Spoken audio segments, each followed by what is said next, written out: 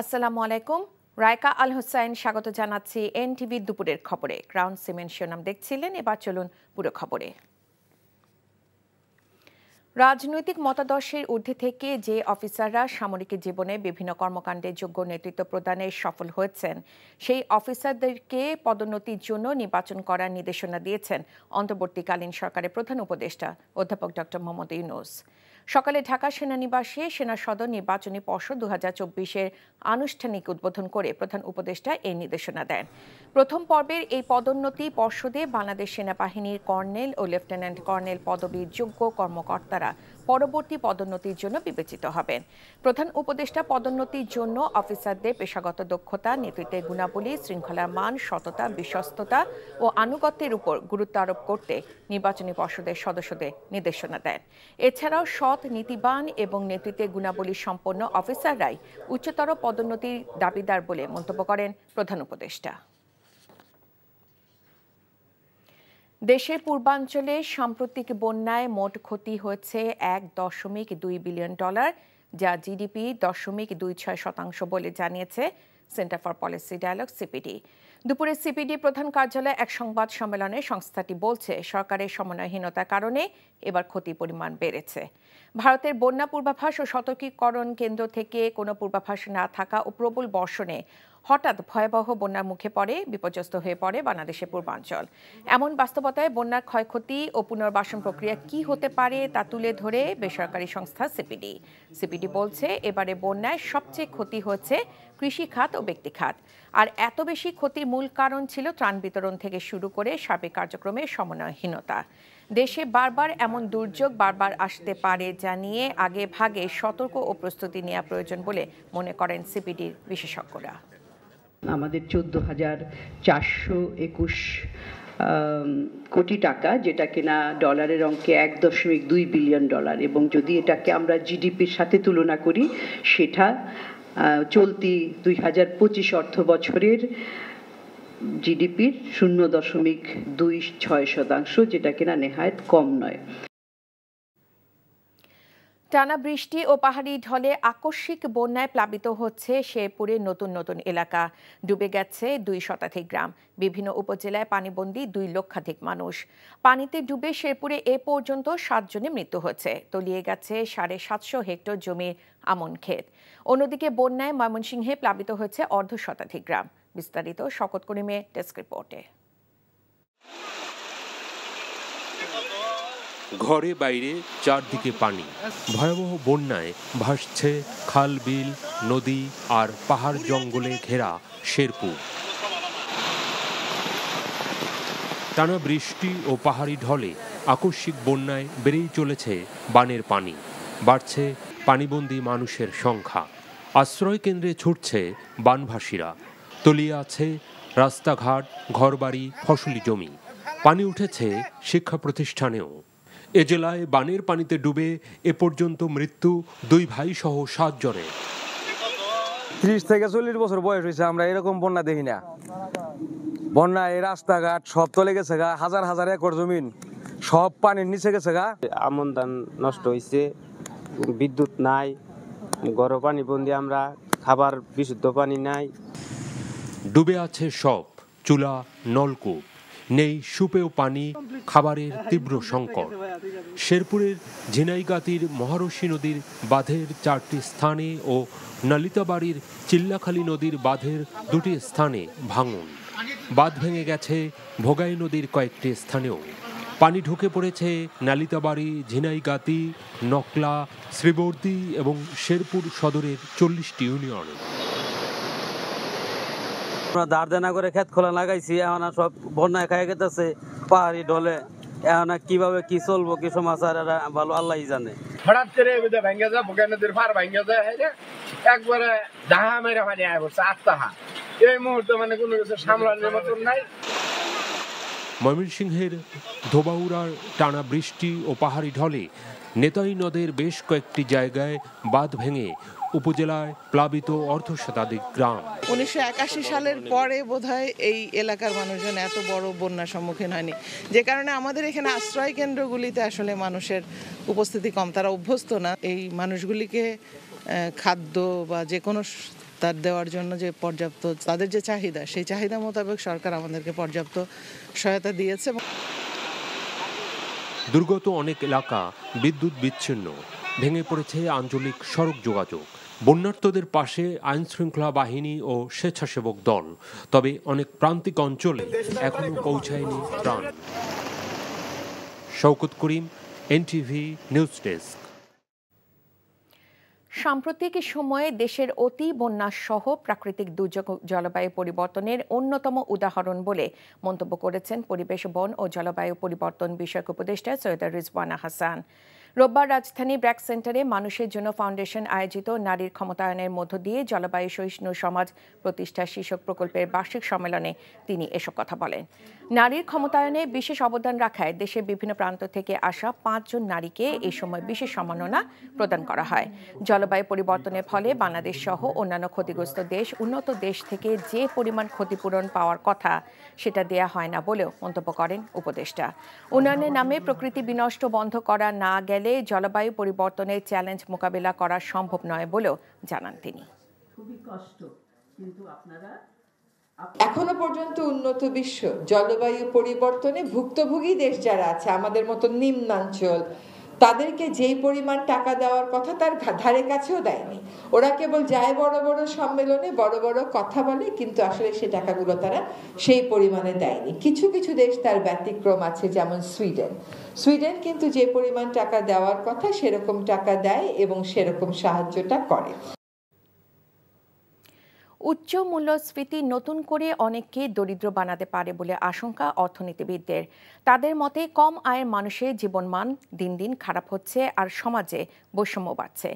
এ অবস্থায় চড়া দ্রব্যমূল্য পরিস্থিতি নিয়ন্ত্রণে আনতে কার্যকর পদক্ষেপ নেওয়ার তাগিদ বিশেষজ্ঞদের। বিশেষ করে নিত্যপণ্যের বাজার মনিটরিং জোরদার করার পাশাপাশি মধ্যস্বত্বভোগীদের দৌরাত্ম্য কমানোর উদ্যোগ নেওয়ার পরামর্শ তাদের। হাসানুল শাওনের রিপোর্ট। ডিমের ডজন কিনতে গুনতে হচ্ছে 165 টাকা। 1 কেজি আলুর দাম তো অনেকদিন ধরেই 60 টাকা। পেঁয়াজের কেজিও 110 টাকা। এছাড়া বাজারে এখন চাল, তেল, সবজি, মাছ এবং মাংস সহ বেশিরভাগ নিত্যপণ্যের দামই চড়া, যা উস্কে দিচ্ছে মূল্যস্ফীতিকে। সামগ্রিকভাবে এর প্রভাব পড়ছে মধ্যবিত্ত ও নিম্নবিত্তের জীবনে। নিম্নবিত্ত যারা, তারা একটু সমস্যার মধ্যে পড়তেছে। প্রতিদিন সব কিছুর দামই বাড়তেছে। এখন তো টাকা পয়সার অভাব, বাজারের যেই অবস্থা, নিয়ে গেলাম 250 গ্রাম। যে টাকা ইনকাম তার থেকে হচ্ছে গিয়া জিনিসপত্রের দাম তো, দ্রব্যমূল্যের দাম তো কন্টিনিউয়াসলি বাড়তেছে, এটা তো আর কমতেছে না। দেশে অনেকদিন ধরেই উচ্চ মূল্যস্ফীতি হচ্ছে। কোনোভাবেই মূল্যস্ফীতির অঙ্কটাকে 9% নিচে নামানো যাচ্ছে না। মূল্যস্ফীতির কষাঘাতে সমাজে দারিদ্র্য আর বৈষম্য বাড়তে পারে বলে আশঙ্কা অর্থনীতিবিদদের। দারিদ্র তো শুধু বেড়ে যাওয়ার শুধু আশঙ্কা না, এটার একটা অভিঘাত অবশ্যই পড়েছে। আমাদের দারিদ্র সীমার উপরে যারা ছিলেন তারা হঠাৎ করে আবার নিচে নেমে আসেন। তো মূল্যস্ফীতিটা এই অবনমনের একটা বড় কারণ। আমাদের দেশে মূল্যস্ফীতিটা ঠিক মুদ্রানীতি দিয়ে এককভাবে নিয়ন্ত্রণ করা সম্ভব হয় না। এটার সাথে বাজার ব্যবস্থাপনার দিকেও আমাদের নজর দিতে হবে, কিন্তু উৎপাদনশীলতা, সরবরাহ এবং চাহিদার পার্থক্য কমানো, সময় মতো আমদানি করা, মধ্যস্বত্ব যারা আছে তাদের উপরে নজরদারি, খবরদারি বাড়িয়ে বলি, এইসব বিষয়গুলো আমাদের নজর দিতে হবে। নিত্যপণ্যের বাজারে সিন্ডিকেট বা মধ্যস্বত্বভোগীদের দৌরাত্ম্যের অভিযোগ দীর্ঘদিনের। এছাড়া সড়ক এবং বাজারগুলোতে আছে চাঁদাবাজি। দ্রব্যমূল্যকে উস্কে দেয়া এসব বিষয় কমিয়ে আনার পাশাপাশি সঠিক বাজার ব্যবস্থাপনা নিশ্চিতে কার্যকর উদ্যোগ নেয়ার তাগিদ বিশেষজ্ঞদের। এই চাঁদাবাজির কারণে কিন্তু বিশেষ করে লোকাল সাপ্লাই চেইনে বিজনেস পিপলদেরকে কিন্তু প্রচুর খরচ করতে হয় এবং তার ফল কিন্তু আলটিমেটলি বিয়ার করতে হয় সাধারণ মানুষকে। বাজারে সাপ্লাই চেইনের কথা আমরা বলি, বিশেষ করে মানে ট্রান্সপোর্টেশন কস্ট যদি কমানো যায়, জ্বালানি দ্রব্যের মূল্য যদি কমানো যায়, তাহলে কিন্তু ইনফ্লেশন আস্তে আস্তে কমে আসবে। এছাড়া কম আয়ের মানুষের জন্য সরকারের সহযোগিতা কর্মসূচিগুলোর আওতা আরও বাড়ানোর তাগিদ অর্থনীতিবিদদের। Hasanul Shaon, NTV news, Dhaka.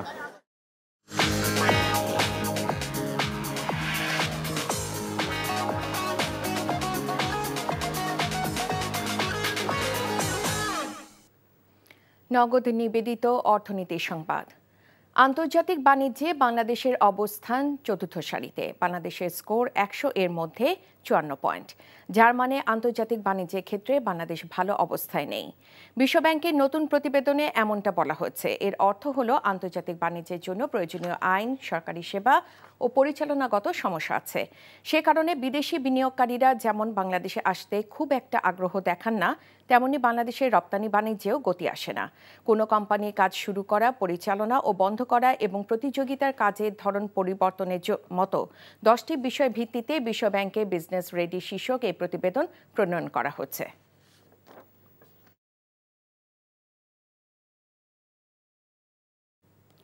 পুলিশকে একটি জনবান্ধব বাহিনীতে পরিণত করতে সব অংশীজনের সাথে আলোচনা করে এবং অন্যান্য দেশে পুলিশ কিভাবে কাজ করে সেগুলো বিবেচনা করে পুলিশ বাহিনী সংস্কারের সুপারিশ করা হবে বলে জানিয়েছেন পুলিশ সংস্কার কমিশনের প্রধান সফররাজ হোসেন। আজ স্বরাষ্ট্র উপদেষ্টার সাথে সাক্ষাৎ করতে গিয়ে তিনি এসব কথা বলেন। আমরা চাই যে এটা গণতান্ত্রিক দেশে পুলিশ একটা ভালো একটা বাহিনী একটা কাজ করুক, বিভাগ কাজ করুক, জনসাধারণের যাতে সেবা দিতে হয়। মুখ্য উদ্দেশ্য হয় জনসাধারণকে সেবা দেওয়া। সেভাবেই পুলিশ বাহিনী এবং আমরা আশেপাশের দেশের এবং পৃথিবীর বিভিন্ন দেশের আজকাল তো সব বই পাওয়া যায়, খবর পাওয়া যায় এবং ইন্টারনেটে পাওয়া যায়, এবং আমরা সবাই প্রায় বিদেশে পড়াশোনা করছি। আমি করেছি, ওনারা অনেকেই করেছেন। সুতরাং আমরা একটা মোটামুটি ধারণা আছে যে বিদেশে কীভাবে পুলিশ বিভাগ কাজ করে। সেখান থেকে আমরা বেস্ট প্র্যাকটিস আমরা নেওয়ার চেষ্টা করবো, আলোচনার মাধ্যমে বেস্ট প্র্যাকটিস। দৈনিক আমার দেশের সম্পাদক মাহমুদুর রহমান বলেছেন, বাংলাদেশের গণমাধ্যম ভারতীয় সম্প্রসারণবাদীদের দখলে চলে গেছে। আজ জাতীয় প্রেস ক্লাবের সাংবাদিকদের সাথে মত বিনিময়কালে তিনি এসব কথা বলেন। তার প্রতি বাংলাদেশের মানুষ যে ভালোবাসা দেখিয়েছে, সেই কৃতজ্ঞতা জানানোর ভাষা তার জানা নেই বলে উল্লেখ করেন এই সাংবাদিক। শেখ হাসিনাকে দানব উল্লেখ করে মাহমুদুর রহমান বলেন, হাসিনার জুলুম নিয়ে আলোচনা কমে গেছে, বরং সরকারের ভালো খারাপ নিয়ে আলোচনা চলছে। জুলাই বিপ্লব যারা করেছে তারা স্বৈরাচারের বিরুদ্ধে দৈনিক আমার দেশের সংগ্রামের কথা জানে না মন্তব্য করেন তিনি। ফ্যাসিস্ট সরকারের দোষর সাংবাদিকরা এখনো কিভাবে প্রেস ক্লাবে প্রবেশ করে তা নিয়ে অভিযোগ করেন মাহমুদুর রহমান। আমরা অনুসন্ধানী সাংবাদিকতা শুরু করেছি। 1971 সাল থেকে বাংলাদেশের মিডিয়া সম্পূর্ণভাবে ভারতীয় এজেন্ট এবং ভারতীয় সম্প্রসারণবাদের যারা এদেশীয় দালাল তাদের দখলে চলে গেছে। আমি ইকবাল সোমান চৌধুরী কিংবা নাইমুল ইসলাম খান মার্কা দুর্নীতিবাজ এবং নিম্ন শ্রেণীর চাটুকারদের কথা বলতে চাই না। আমার অবাক লাগে যে ইকবাল সোমান চৌধুরী নাকি এখনো প্রেস ক্লাবে আসে। কিভাবে আপনারা বসেন? এ পর্যন্ত 5 আগস্টের ঘটনায় এজাহারভুক্ত 39 জন প্রভাবশালীকে গ্রেফতার করেছে র্যাব। পাশাপাশি বাকিদের সন্ধানে অভিযান চলছে বলে জানিয়েছে সংস্থাটি। দুপুরে কারওয়ান বাজার র্যাবের মিডিয়া সেন্টারে রাজধানী থেকে অপহৃত এক শিশুকে উদ্ধার বিষয়ে সংবাদ সম্মেলনে এমন তথ্য জানান র্যাবের আইন ও গণমাধ্যম শাখার পরিচালক লেফটেন্যান্ট কর্নেল মুনিম ফেরদৌস। এক প্রশ্নের জবাবে তিনি বলেন, আওয়ামী লীগ সাধারণ সম্পাদক ওবায়দুল কাদের সহ প্রভাবশালী অন্যদের গ্রেফতারে কাজ করছে সংস্থাটি। এছাড়া গোয়েন্দা পুলিশের দায়িত্বে থাকা অভিযুক্ত দুর্নীতিবাজ কর্মকর্তাদের গ্রেফতারেও সচেষ্ট রয়েছে র্যাব। এসব ব্যক্তিদের বিষয়ে কারো কাছে কোনো তথ্য থাকলে র্যাবকে দিয়ে সহযোগিতা করারও আহ্বান জানান তিনি। সদরঘাট থেকে অপহৃত শিশুকে পিরোজপুরে মঠবাড়িয়া থেকে উদ্ধার করা হয়েছে বলেও জানানো হয় সংবাদ সম্মেলনে। তবে অপহরণকারীকে এখনো গ্রেফতার করা যায়নি। খাওয়ানো হয় এবং তাকে জোরপূর্বক মারধর করে, তার স্ত্রীও তাকে 39 জনকে বড় পর্যায়ের নেতা তাদেরকে তো আমরা গ্রেফতার করেছি, যারা মামলার 1 নাম্বার 2 নাম্বার আসামি, এবং প্রতিদিনই আপনি দেখবেন যে রাঘব গোয়াল যারা তাদেরকেই আমরা ধরতেছি। আমরা ছোট পর্যায়ের যে স্ট্যাট সেটা আমি বললাম যে আপনাকে আমি 1170 জনকে ধরেছি। আমরা কাউকেই ছাড় দিব না, আমরা কাউকে ছাড় দিব না এবং দিব না, এবং যখনই আমরা সুযোগ পাবো তখনই আমরা সবাইকে আইনের আওতায় নিয়ে আসবো। টানা 3 মাসের বেশি সময় বন্ধের পর চট্টগ্রাম বিশ্ববিদ্যালয়ে ক্লাস শুরু হয়েছে। শিক্ষক শিক্ষার্থীদের পদচারণায় ক্যাম্পাসে ফিরেছে প্রাণচাঞ্চল্য। 1 জুলাই থেকে বন্ধ ছিল চট্টগ্রাম বিশ্ববিদ্যালয়। সাম্প্রতিক ছাত্র জনতার আন্দোলনের মধ্য দিয়ে স্বৈরশাসন অবসানের পর মুক্ত ক্যাম্পাসে শিক্ষা কার্যক্রম শুরু করতে পেরে আনন্দিত বিশ্ববিদ্যালয় কর্তৃপক্ষ। চট্টগ্রাম বিশ্ববিদ্যালয়ের শিক্ষার্থীর সংখ্যা 27,000। ক্লাস শুরুর প্রথম দিন প্রিয় ক্যাম্পাসে ফিরতে পেরে উৎফুল্ল শিক্ষার্থীরা। ক্লাস শুরুর 2 দিন আগে থেকে হল হলসমূহে শিক্ষার্থীদের মাঝে সিট বরাদ্দ শুরু করা হয়েছে বলে জানিয়েছে বিশ্ববিদ্যালয় কর্তৃপক্ষ। বৈষম্য বিরোধী ছাত্র জনতার আন্দোলন চলাকালে সিরাজগঞ্জে শিক্ষার্থীদের ওপর প্রকাশ্যে গুলি করার ঘটনায় সাবেক সংসদ সদস্য জান্নাত আরা হেনরির ব্যক্তিগত ক্যাডার যুবলীগ নেতা কিলার মুসাকে গ্রেফতার করেছে র্যাব। প্রেস বিজ্ঞপ্তিতে র্যাব জানায় 4 আগস্ট সিরাজগঞ্জ সদরে আন্দোলনরত ছাত্র জনতার উপর প্রকাশ্যে গুলি বর্ষণ করে কিলার আবু মুসা। এতে 3 জন নিহত হয়। এই ঘটনায় সিরাজগঞ্জ সদর থানায় 3টি হত্যা মামলা দায়ের করা হয়। মামলার এজাহারভুক্ত আসামি আবু মুসা ঘটনার পর থেকে সে পলাতক ছিল। গোপন সংবাদের ভিত্তিতে শনিবার কক্সবাজার পৌরসভার কলাতলি বীজ এলাকা থেকে আবু মুসাকে গ্রেফতার করা হয়। কিলার মুসা সিরাজগঞ্জ 2 আসনের সাবেক সংসদ সদস্য জান্নাত আরা হেনরির ব্যক্তিগত ক্যাডার ছিলেন। ক্ষমতার অপব্যবহার করে সিরাজগঞ্জ পৌরসভা এলাকায় জোরপূর্বক ভূমি দখল, চাঁদাবাজি, টেন্ডারবাজি সহ নানা অপরাধমূলক কর্মকাণ্ডে জড়িত ছিল মুসা।